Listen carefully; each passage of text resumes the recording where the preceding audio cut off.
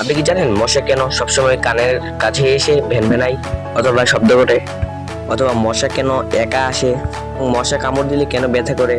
আপনার অজানা পুরো রহস্য কিছু ফ্যাক্ট নিয়ে এসেছি আজকে আপনাদের মধ্যে। রাত্রে শান্তির ঘুম বা দিনে হোক, যে কোনো সময় ঘুমের সময় এবং সাথে যে কোনো জায়গায় মশার কামড় কে বা সহ্য করতে পারে?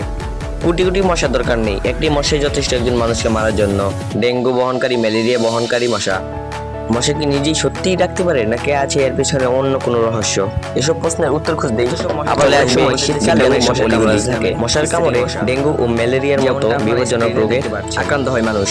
কিউরিস প্রজাতির মশা আকারে বড় হয়। মজার ব্যাপার হলো, এই মশাগুলো মানুষকে কামড়ায় না বা রক্ত খায় না। পাখির মতো ফুলের মধু বা পাতার রস সংরক্ষণ করে তারা খাবার সঞ্চয় করে। অনেক সময় যে কোনো কাজের সময় মশা এসে মাথার উপরে ঘুরঘুর করে এবং ঘ্যানঘ্যান করে।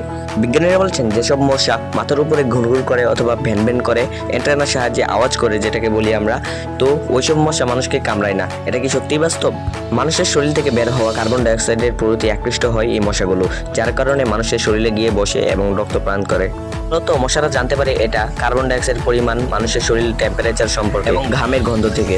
মাথার কাছে মশা আসার প্রধান কারণ নাক থেকে বের হওয়া কার্বন ডাইঅক্সাইড। আপনারা যদি নাক থেকে বের হওয়া কার্বন ডাইঅক্সাইড বন্ধ করে দিন, অর্থাৎ শ্বাস ফেলা বন্ধ করে দিন, তাহলে কিছুক্ষণের জন্য শ্বাস ফেলা বন্ধ করে দিলে মশাটা এখান থেকে চলে যাবে। আর এটাই সত্যি। আরেকটি কথা, মশা নাকি হেয়ার জেল, অর্থাৎ আমরা যেটাকে জেল বলে থাকি চুল খাড়ো করবার জন্য, সেটার গন্ধ বেশি পছন্দ করে, যার কারণে মশারা এটার প্রতি আকৃষ্ট হয় এবং আমাদের চুল অথবা মাথার কাছাকাছি ঘোরাফেরা করে। স্ত্রী মশার মানুষ কোথায় আছে এই নির্ণয় করার বা ডিটেক্ট করার একটি যন্ত্র রয়েছে তাদের মধ্যে। জানে মশা ডাকতে পছন্দ করে অথবা ডাকতে পারে। আসল কথা হলো, এই মশা কোনোদিন ডাকতে পারে না বা ডাকতে পারবেও না। এটি অ্যান্টেনার মাধ্যমে একটি শব্দ বা তরঙ্গ সৃষ্টি করে, যেটি আমরা শুনতে পাই শব্দ আকারে। তো বন্ধুরা, এই ছিল আমাদের আজকের ভিডিও। তো ভালো লাগলে কমেন্টে বলে যাবেন এবং লাইক এবং শেয়ার করে আমাদের পাশে থাকবেন। আর নতুন নতুন ভিডিও পেতে আমাদেরকে কমেন্টে জানাবেন।